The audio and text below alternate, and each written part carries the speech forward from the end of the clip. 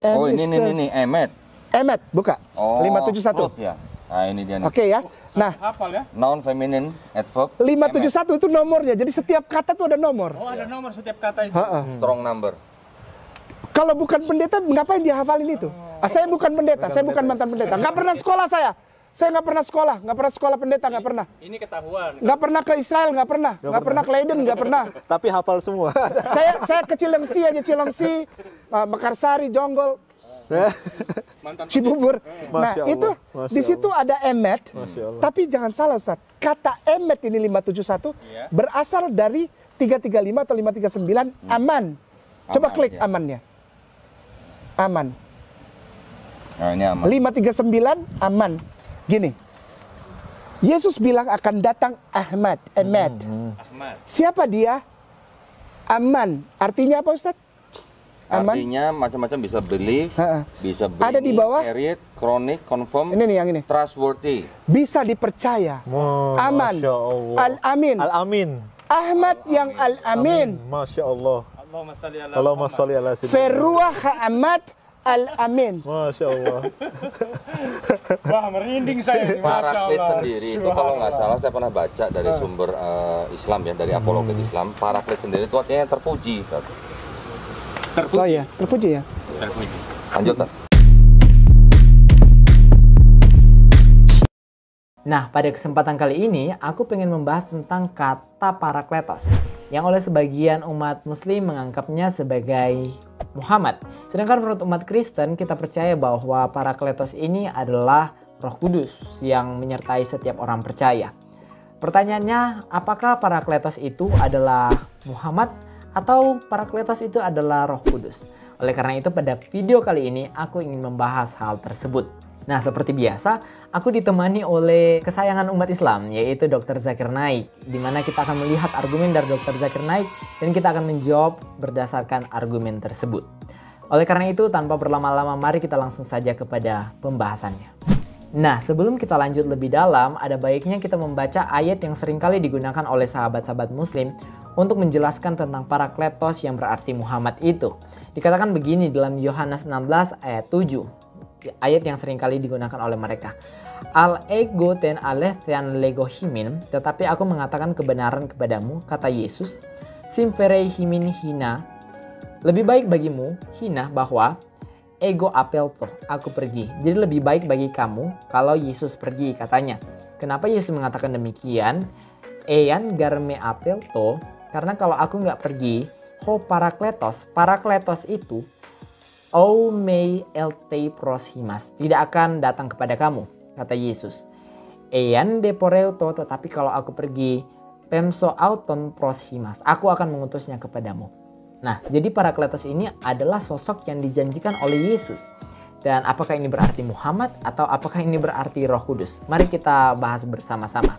Nah, pertama-tama kita tanya dulu ya Dr. Zakir Naik yang merepresentasikan pemikiran umat Islam, supaya melihat bagaimana mereka memikirkan hal ini. Kemudian kita akan menjawabnya bersama-sama. Oke, Dr. Zakir Naik, what is your interpretation or your explanation or your understanding about this parakletos? And furthermore, the word comforter, if you go to the Greek and Aramaic, the present scripture, it says it is paraclete. And the translator comforter, paraclete actually means an advocate. And if you go and do research, the right word is parakletos, which means one who praises, or one who is worth praising, irrespective which is the name of Muhammad sallallahu alaihi wasallam, Ahmad and Muhammad sallallahu alaihi wasallam, irrespective whether it is parakletos, the one who praises, or the praiseworthy, or it is paraclete, whether advocate or comforter. Alhamdulillah, all these meanings befit no one better than the last and final messenger Prophet Muhammad sallallahu alaihi wasallam. Jadi menurut Dr. Zakir Naik, kata parakletos atau paraclete atau perikletus ini berarti Muhammad. Di mana hal tersebut akan aku bantah. Dan bantahanku terbagi menjadi 3 bagian. Yang pertama adalah bantahan etimologi, yang kedua adalah bantahan pertabrakan akidah, dan yang terakhir adalah bantahan referensi Alkitab. Nah, kita masuk yang pertama, bantahan etimologi. Secara etimologi, kata Perikleit atau Periklitus yang dimaksudkan oleh Dr. Zakir Naik sebenarnya adalah sebuah hoax. Karena apa? Karena Periklitus itu tidak pernah ada dalam Alkitab. Kita memiliki 5.000 manuskrip Injil dan tidak ada satupun yang mengatakan Periklitus atau Perikleit. Jadi jelas ini sebuah hoax yang dibawa oleh Dr. Zakir Naik. Dan kalau kita lihat di dalam sebuah manuskrip yang cukup tua, P66, Papyrus P66, di situ kita tidak menemukan kata Periklitus, melainkan kata Parakletos. Jadi ini sebuah hoax kalau kita percaya bahwa Periklitus itu nyata gitu, sebuah bahasa yang asli. Nah, beberapa dari kita mungkin berpendapat ya, kayak bertanya-tanya dari mana sih Dr. Zakir Naik mendapatkan ide Periklitus atau Perikleit ini yang nyata-nyata tidak ada dalam Alkitab. Asumsiku Dr. Zakir Naik itu terpengaruh dengan Ibnu Ishaq yang menuliskan Sirah Nabawiyah atau sejarah Nabi, di mana di dalam bukunya Ibnu Ishaq menuliskan tentang Periklitus ini. Jadi kemungkinan besar Dr. Zakir Naik mengutip apa yang dikatakan oleh Ibnu Ishaq. Jadi di dalam bukunya Sirah Nabawiyah, Ibnu Ishaq menuliskan demikian ketika lagi mengutip secara bebas Injil yang dia baca.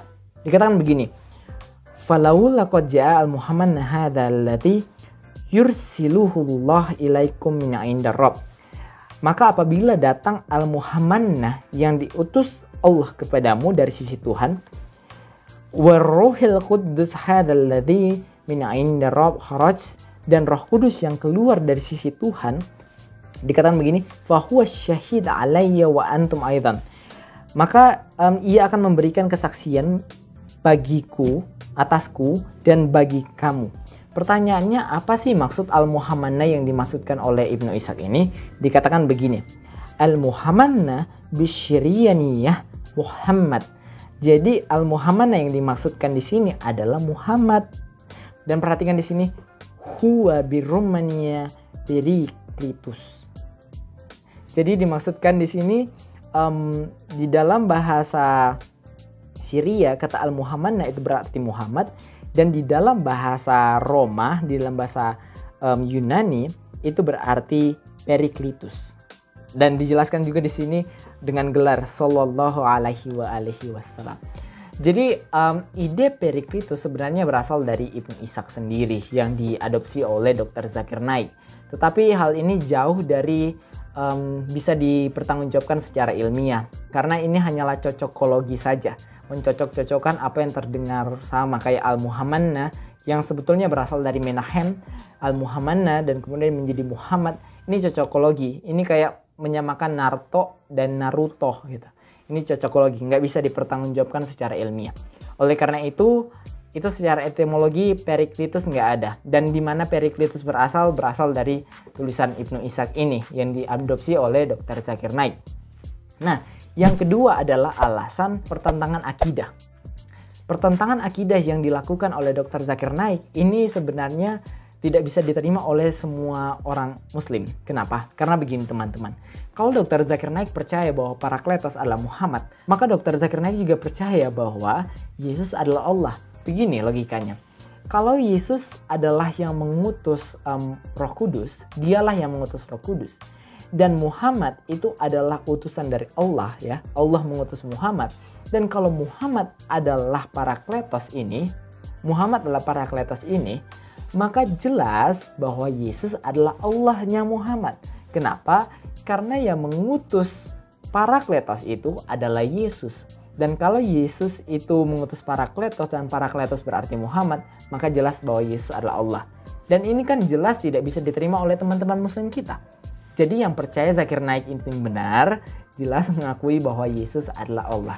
Jadi di sini adalah alasan yang kedua mengapa Parakletos bukanlah Muhammad. Alasan yang ketiga kenapa Parakletos bukanlah Muhammad adalah referensi dari Alkitab. Nah, jadi ketika kita membaca Alkitab tentang keterangan dari Parakletos ini, kita tidak akan menemukan bahwa yang dijanjikan adalah seorang nabi. Alkitab menerangkannya bahwa Parakletos yang diutus ini adalah roh kebenaran atau Roh Kudus. Seperti yang kita bisa lihat dalam Yohanes 14 ayat 26 dikatakan, tetapi penghibur atau tetapi Parakletos yaitu Roh Kudus. Nah, perhatikan ya, penghibur atau Parakletos itu adalah Roh Kudus. Kemudian dikatakan dalam Yohanes 15 ayat 26 juga dikatakan begini, jikalau Parakletos yang kuutus dari Bapa datang, yaitu roh kebenaran, perhatikan, Parakletos itu adalah roh kebenaran. Kemudian Yohanes 16 ayat 13. Tetapi apabila ia, Parakletos ini datang, yaitu roh kebenaran. Jadi jelas bahwa yang diutus ini adalah roh kebenaran. Parakletos ini adalah roh kebenaran, bukan seorang nabi. Tetapi ada beberapa orang yang tetap ngotot mengatakan bahwa Roh Kudus atau roh kebenaran yang dimaksudkan oleh Yesus ini adalah Muhammad. Yang jelas ini sangat bisa dan rapuh untuk dibantah. Seperti yang dikatakan Yohanes 14 ayat 17 tentang keterangan Parakletos, dunia tidak bisa melihat dia dan tidak mengenal dia. Jadi Parakletos yang diutus Yesus ini tidak dikenal dunia dan tidak dilihat dunia. Pertanyaannya, apakah Nabi Muhammad itu dilihat oleh dunia? Jelas Nabi Muhammad dilihat oleh dunia. Apakah Nabi Muhammad dikenal dunia?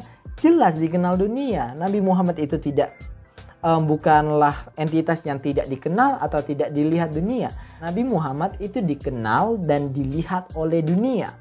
Jadi kalau mengatakan Nabi Muhammad adalah Parakletos, maka ciri-ciri dari Nabi Muhammad itu tidak bisa dilihat dan tidak bisa dikenal. Dan kita tahu bersama seperti Aisyah, Khadijah, baru siapa lagi, Zainab, dan beberapa istri yang lain yang ada 11 itu kenal dan melihat Nabi Muhammad. Jadi menerapkan Parakletos untuk Nabi Muhammad adalah sebuah kesalahan. Oleh karena itu dengan semua jawaban-jawaban yang aku berikan, jelas bahwa Parakletos itu adalah Roh Kudus dan bukan Nabi Muhammad. Nah, jadi kesimpulannya teman-teman, Parakletos yang dimaksudkan adalah Roh Kudus dan bukan Nabi Muhammad. Ada 3 alasan kenapa Parakletos itu bukan Nabi Muhammad. Yang pertama adalah kata Parakletos itu berarti penolong atau penghibur, bukan yang terpuji. Dan kata Periklitus juga seperti hoax Dr. Zakir Naik tidak ada dalam Alkitab. Yang kedua adalah pertentangan akidah, di mana kalau mengakui Parakletos adalah Muhammad, maka secara tidak langsung mengakui bahwa Yesus adalah Allah. Dan yang ketiga adalah kalau kita mengakui Parakletos adalah Muhammad, maka ciri-cirinya harus tidak bisa dilihat dan tidak dikenal oleh dunia, di mana hal tersebut mustahil diterapkan bagi Nabi Muhammad. Demikian penjelasanku, aku harap jelas. Assalamualaikum bi ismi Yasu'al Masih. Shalom alaikum bi ismi Yasu'al Masih. Salam sopan santuy. Dah.